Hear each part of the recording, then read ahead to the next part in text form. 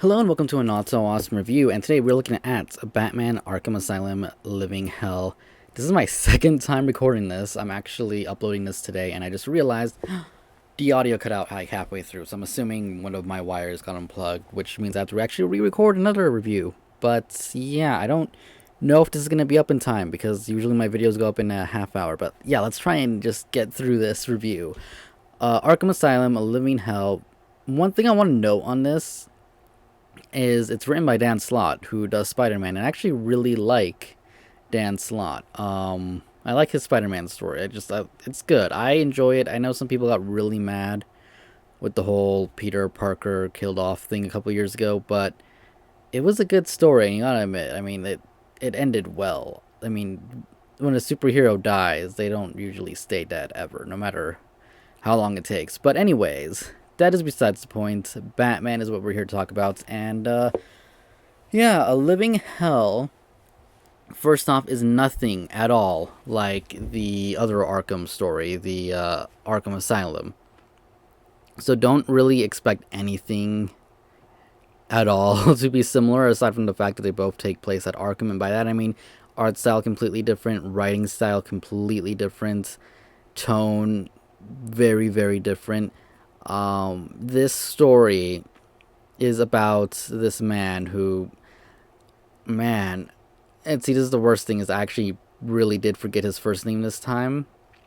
He goes by the Great White Shark. I remember that much. I forgot his actual name because I'm recording this in a rush. But he gets sent. He's committed some crimes, and we actually see it in the beginning, and we see what he does later, and how it affects one of his employees, and it's actually really messed up how it affects one of his employees. That's in, I think, the second or third issue.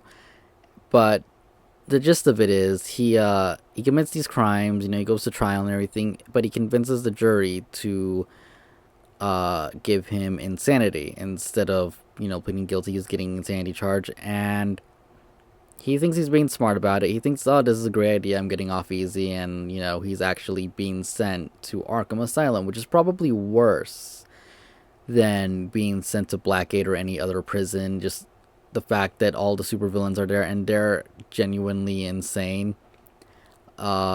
He gets sent there, and the story revolves around him for the most part. Once we get to the end of it, it really switches to one of the guards, more or less, and it gets really weird. I don't know how to say his name, but the demon hero, kind of hero guy, and Instagram or something like that.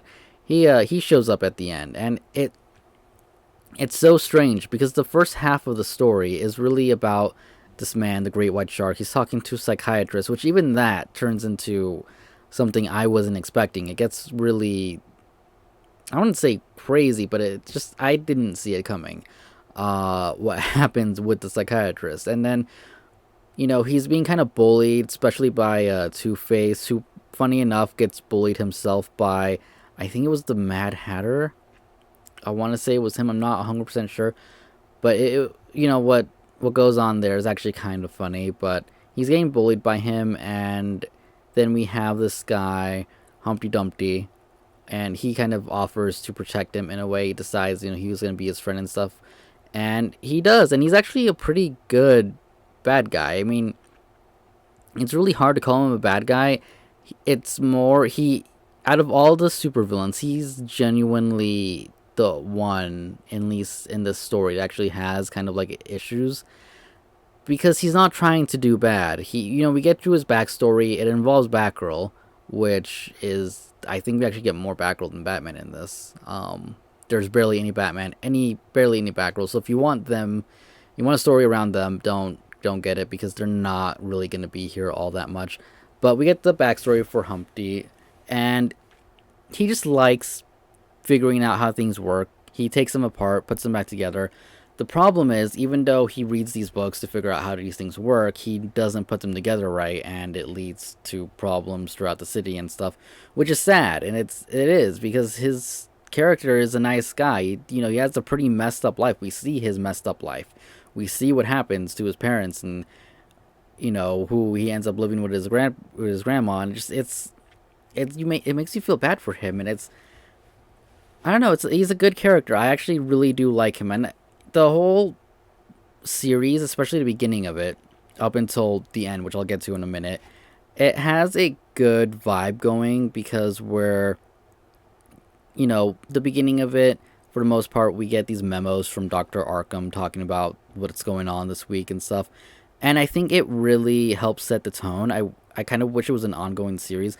By the end of it, it gets weird with this occult stuff and, like I said, that demon into Graham guy and these other demon type things trying to make a deal with another demon. And it's just getting weird. We get a riot at some point. We get these weird creature looking things, and the art in it is good. The art matches what I'm reading. I don't have any issues with it. I think it looks good. I think some of it is a little creepy. We get ghosts at some point. It's just it gets really out there towards the end. Yes, there's a little bit of Batman, but not that much. And the thing that sucks is I kind of wish the series went on. I mean, the journey for the main character ends by the end of it, but